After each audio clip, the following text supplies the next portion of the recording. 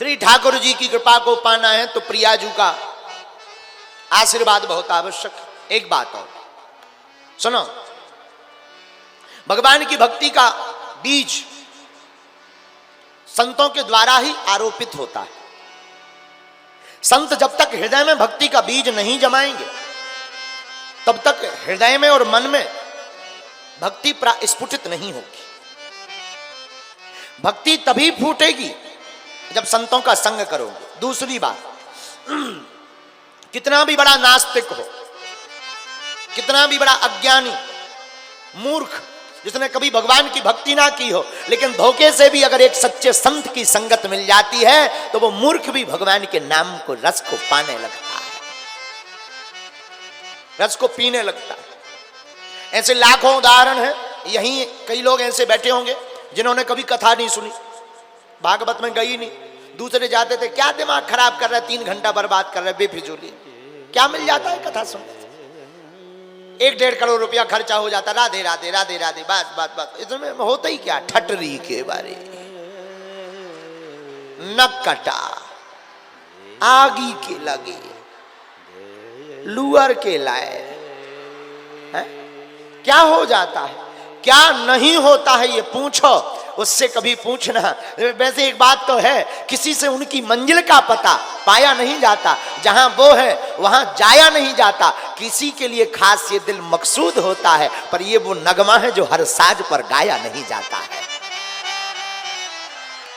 है? कथा का रस ही ऐसा है, जिसने पी लिया उससे पूछो।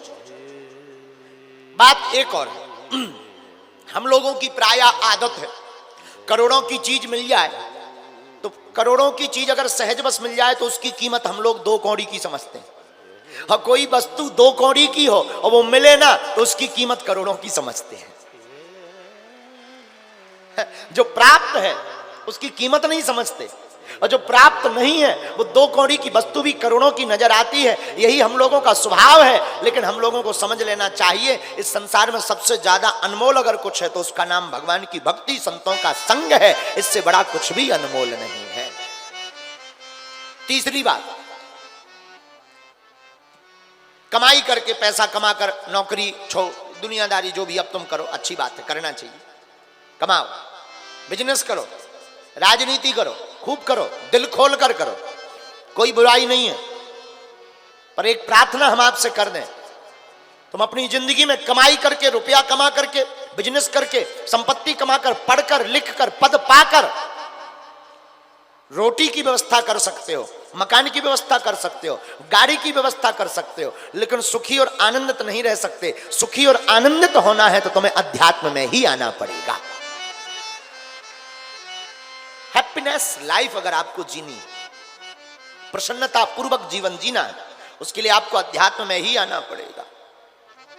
और हमें ऐसा मानना है कि कई बार पढ़े लिखे लोग घाटे में जाते हैं, अनपढ़ गवार कई बार काम भगवान के भजन को पा करके गोविंद को पा जाते हैं।